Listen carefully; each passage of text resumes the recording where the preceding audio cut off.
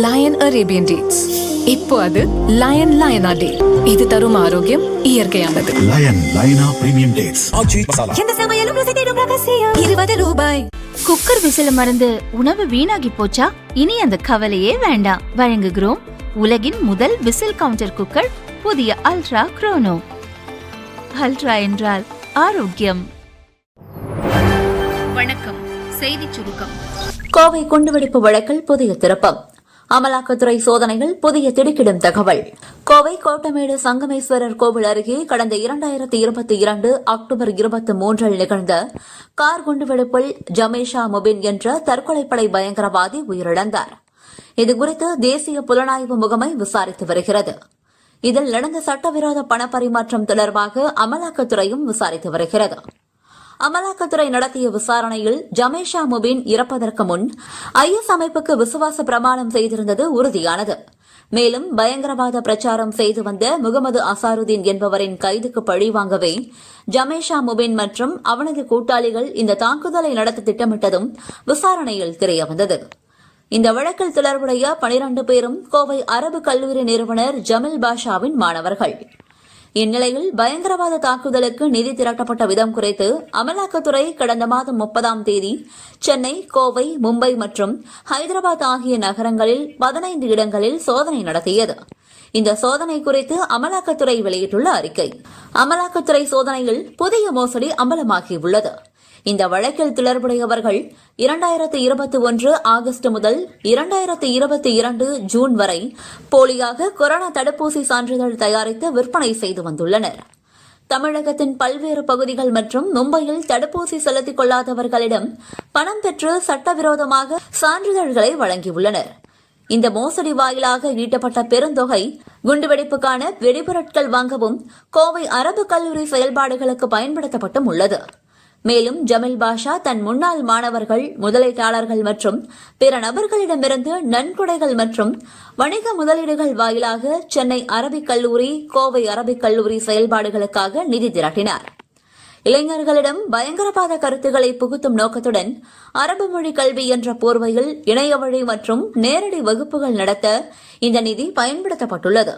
இக்கல்லூரிகள் வாயிலாக ஜமில் பாஷா ஈட்டிய வருவாய் அரபு மொழி வகுப்புகளை ஏற்பாடு செய்யவும், வெளிநாட்டு பயணங்கள், தனிப்பட்ட செலவுகள் மற்றும் முதலீடுகளுக்கு பயன்படுத்தப்பட்டுள்ளது.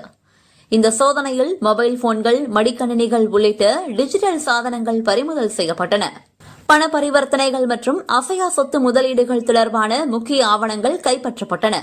தற்போது கைப்பற்றப்பட்ட ஆவணங்களின் அடிப்படையில் சதித்திட்டத்தில் தொடர்புடைய மற்ற நபர்கள் குறித்தும் வெளிநாட்டு தொடர்புகள் குறித்தும் தொடர்ந்து விசாரணை நடந்து வருகிறது.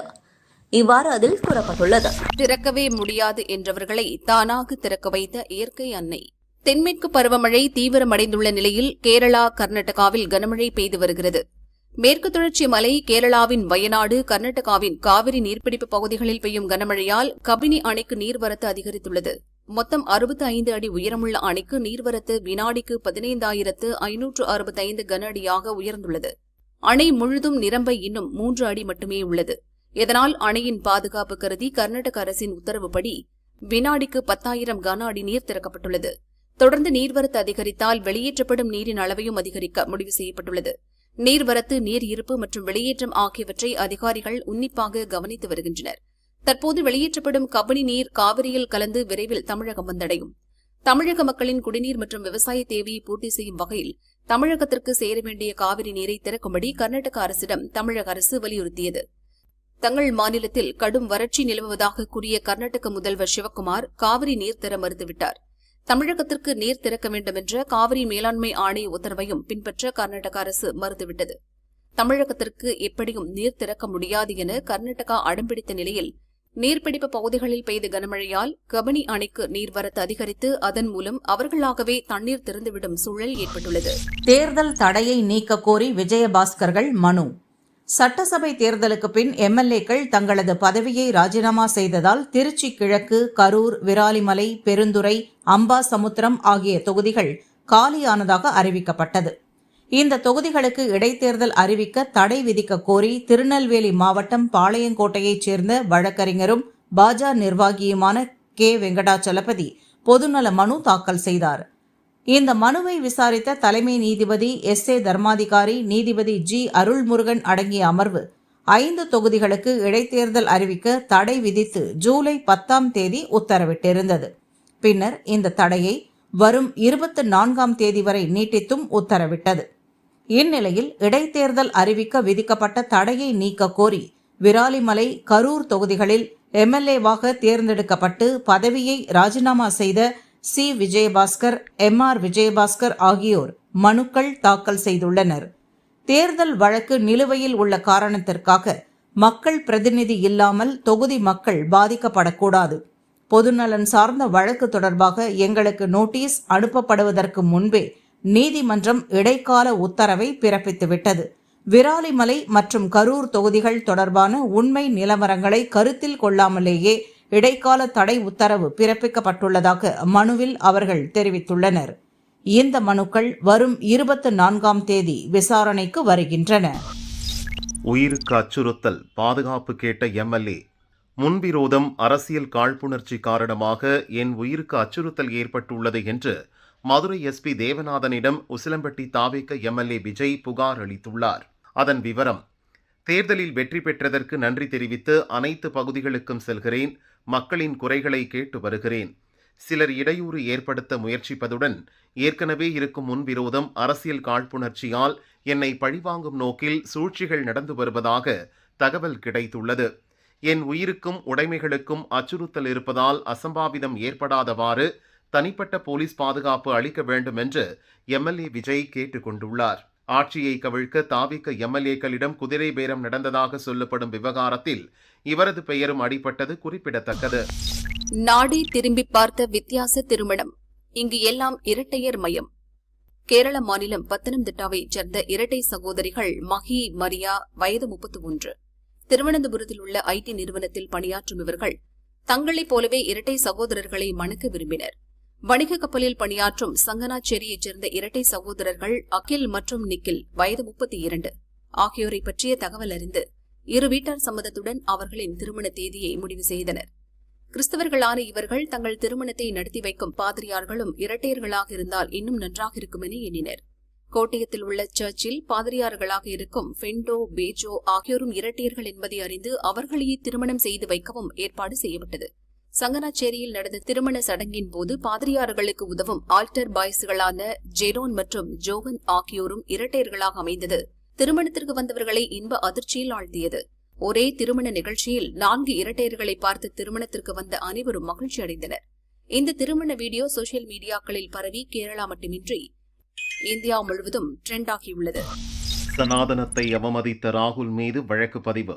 அயோத்தி ராமர் கோயில் காணிக்கை முறைகேடு மற்றும் ஜூலை 20 டெல்லி போராட்டத்தின் போது மாணவர்கள் மீது போலீசார் மேற்கொண்ட நடவடிக்கைக்கு எதிர்ப்பு தெரிவித்து இந்தி கூட்டணி MP-க்கள் நேற்று பார்லிமெண்ட் வளாகத்தில் ஆர்ப்பாட்டத்தில் ஈடுபட்டனர். வீதி நாடக பாணியில் வினோத போராட்டமாக இதை நடத்தினர். அப்போது ராமர் கோவில் காணிக்கை முறைகேட்டை சித்தரிக்கும் வகையில் பார்லிமெண்ட் நுழைவாயிலுக்கு செல்லும் படிக்கட்டில் காணிக்கை உண்டியல்கள் வைக்கப்பட்டன. லோக்சபா எதிர்க்கட்சித் தலைவர் ராகுல் உள்ளிட்ட MP-க்கள் அதில் பணம் செலுத்த காவி உடை அணிந்திருந்த சுயேட்சை MP பப்பு யாதவ் அந்த பணத்தை தன் பாக்கெட்டில் வைப்பது போல நடித்தார்.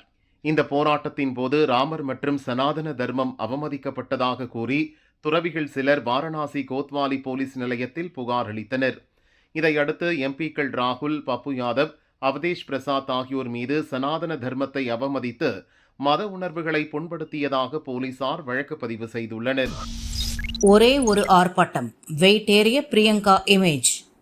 காங்கிரஸை மத்தியில் மீண்டும் ஆட்சியில் அமர வைக்க சரியான தலைவர் ராகுல் அல்ல பிரியங்கா என்ற பேச்சு மீண்டும் காங்கிரஸ் தலைவர்கள் மற்றும் தொண்டர்களிடையே எழ ஆரம்பித்துவிட்டது. இதற்கு காரணம் சமீபத்தில் பிரதமர் வீட்டு முன் நீட் தொடர்பாக நடந்த போராட்டம். பாதுகாப்பு நிறைந்த பிரதமர் வீட்டு முன் திடீரென காங்கிரஸ் தலைவர்கள் தெருவில் அமர்ந்து போராட்டம் நடத்தினர். அப்போது திடீரென சாலையில் படுத்து போராட்டம் நடத்தினார் MP பிரியங்கா. இது தில்லி போலீஸை அதிர வைத்தது. அவரை கைது செய்து வண்டியில் ஏற்ற முடியாமல் திண்டாடினர். ஒரு பக்கம் பெண் போலீசார் பிரியங்காவை பஸ்ஸுக்குள் இழுக்க, அடுத்த பக்கம் காங்கிரஸ் பெண் தொண்டர்கள் வெளியே இழுக்க, பிரியங்காவின் ஒரு கால் தரையிலும் இன்னொரு கால் பஸ்ஸிலும் இருந்தது. வண்டியை எடுக்க முடியாமல் டிரைவர் திண்டாடினார். ஒரு வழியாக அவரை கைது செய்து வண்டியில் அழைத்துச் சென்றனர். பின் விடுவிக்கப்பட்டார். இந்த போராட்டத்தால் பிரியங்காவின் மவுசு கூடிவிட்டது. எதையும் தைரியமாக கையாளுகிறார். எது குறித்தும் கவலைப்படுவதில்லை. பார்லிமெண்டிலும் ராகுலை விட நன்றாக செயல்படுகிறார், பேசுகிறார். பாஜவை எதிர்கொள்ள சரியானவர். காங்கிரசின் நம்பிக்கை நட்சத்திரம் பிரியங்காதான் என தொண்டர்களிடையே பேச்சு அடிபடுகிறது.